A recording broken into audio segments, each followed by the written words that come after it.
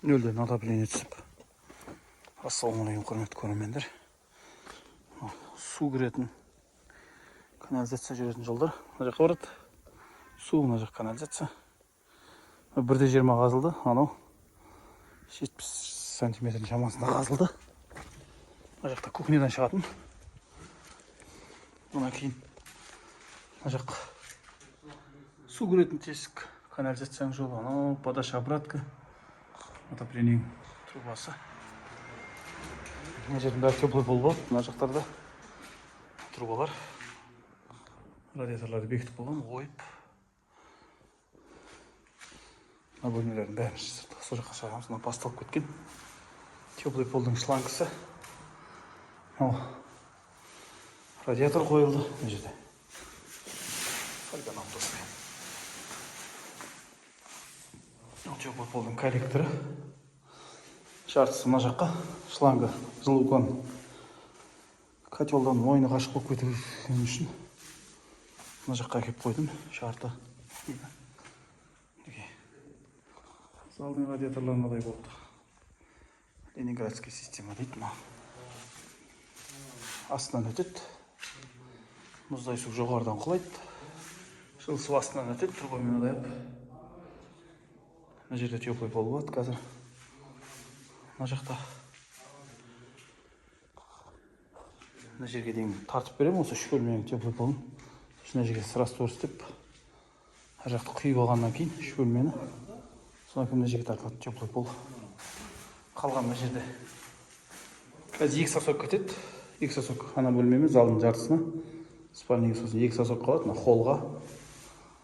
Кухняның, ваннаның, тағы бір детский бір бөлменің коллекторы котелдің қасына қойылады. Онда жұмыс біткеніне қарай көрсететін болам. Ютубқа тіркеліп, лайк басып, пікірлеріңізді жазып, отопление объемдарыңыз болса, хабарлассаңыздар болады. Мінекей. Осындай ламинатқа кедергі болмайды. Труба стяжканың астында қалады, 5 сантиметр. Подачный трубасы. Шланг болса да қалады. Бұл 1,5-1,6 сантиметр.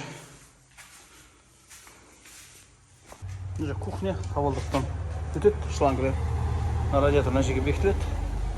Мына жақтан бір труба келіп тұр. Котельныйға барады обратка болып. Мына жақтан бір есік тапшанға шығып кетеді. Мына жерден кіреді. Мына жерден су кіреді. Канализация кіреді, аварийный выход болады. Мына жерге котел ілінеді. Унитаз, ванна, умывальник, кір-машина. Судың трубасы қаптап қойған көк шлангы.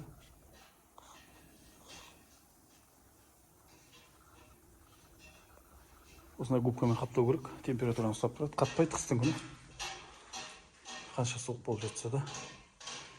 Бірақ тереңдігі 1,20-дан кем болмау керек. 1 метрдің шамасында. Ең болмағанда. Мынау екінші коллектор жағы. Котельныйға бекітіледі. Видеоның бас жағында мына жер елған еді. Тесік қана болып тұрған еді. Мына канализацияның трубасын кіргіздім. Судың трубасын кіргіздім. Оның кабельді шлангының ішімен жібердік. Кейін күйіп кеткен жағдайда шлангының ішіне басқа кабель тығып, мынаны алып тастап, онан салуға болады. Бір жағынан мынаны үшеулік қылып қойдық, запасқа біреуі тұра берсін деп. Үшеулік кабель салдық. Екеуі де күйіп кеткен, үшеуі де күйіп кеткен жағдайда мына бетінен новый кабельді салып, ар жағынан тартып аласыз да кабельді. Ішіне басқа кабель ауыстыра беруге болады. Мына жер тартылып бастап жатыр. Біткеннен кейін мына жерге сушилка ілінеді. Су кеп тұратын. Мына жерге стиралка, раковина, ванна, унитаз. Осылай болады. Қазір бітірген соң тағы тартып болғаннан кейін, уровеньге болғаннан кейін сосын тағы көрсетем. Мінекей. Ванна бөлменің канализациясы бітті. Ұстатып қойдым, топырақ алып кетпесін деп. Мына жерге кір-машинамен раковина түседі, ванна, унитаз бекітіледі. Мына жерге аварийный қою керек. Әр үйдің бір аварийный болу керек. Су ашып қалғанда, шлангы шіріп кеткен, үйде ешкім болмай қалғанда да мына бөлмеден бері қарай су өтіп кетпейді. Сол бөлменің ішінде канализацияға су ағып кетеді. Аварийный обязательно қалдыру керек әр үйге бір.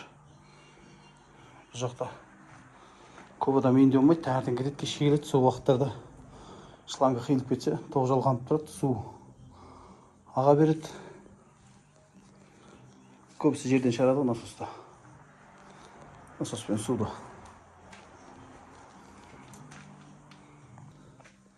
Водопровод болған жағдайда водопровод тоқтамай аға береді. Сол кезде аварийный 50 трубаменен канализацияға ағып кетеді. Мына бөлмедегінің бәрі су.